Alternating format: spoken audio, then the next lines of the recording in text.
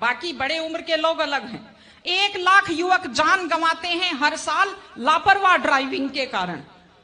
आप सोचिए, 25 साल लगते हैं एक बच्चे को पालकर बड़ा करने में, और 25 सेकंड में लापरवाह ड्राइविंग के कारण वो लाश में बदल जाता है।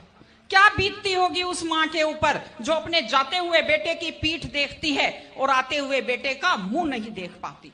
आप लोग क्या सोचते हैं, अगर आप अपनी पावर दिखाना चाहते हैं तो मिल्खा सिंह की तरह तेज दौड़िए, या कि आप नीरज चोपड़ा की तरह, देवेंद्र झाझड़िया की तरह आप तेज भाला फेंकिए मोटरसाइकिल का कान मरोड़ने में, या तेज गति से कार भगाने में कोई बहादुरी नहीं होती। अगर आप सोचते हैं कि आप बड़े हैंडसम और डैशिंग दिखते हैं तेज गाड़ी भगाते हुए, आप डैशिंग हैंडसम नहीं दिखते, आप लापरवाह दिखते हैं, आप बेपरवाह दिखते हैं, आप बेवकूफ दिखते हैं।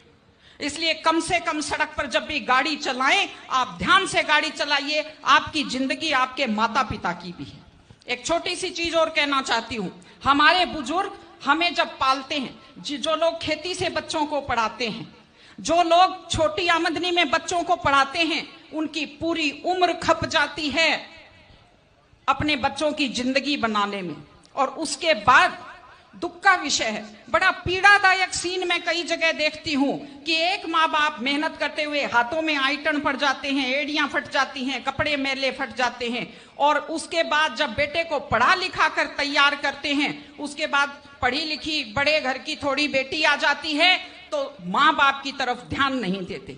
आज हमारे 60-70% घरों में हालत यह है कि बुजुर्गों को रोटी तो मिल रही है लेकिन इज्जत से रोटी नहीं मिल रही।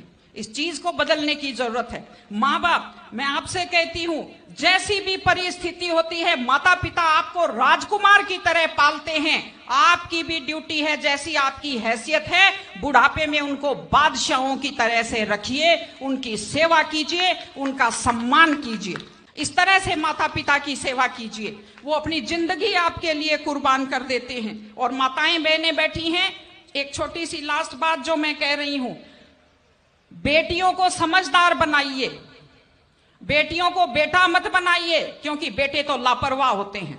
बेटियों को समझदार बेटी बनाइए।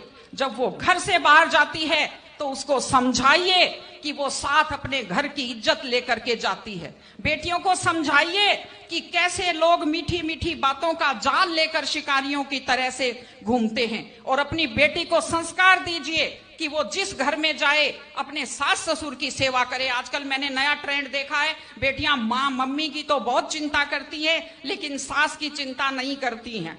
ये गलत चीज है। औरत घर की धुरी होती है। अगर वृद्ध लोगों की चिंता नहीं करेंगे तो हमारे वृद्ध लोगों को सुरक्षा कैसे मिलेगी, उन्हें सम्मान कैसे मिलेगा, इनकी जिंदगी खुश कैसे होगी। इसलिए कोई भी कौम तभी आगे बढ़ती है जब वो संस्कारवान हो, जब वो मेहनती हो, जब वो शिक्षा पर ध्यान दे। हमने ये सब किया है, मैं आपको बधाई देती हूं।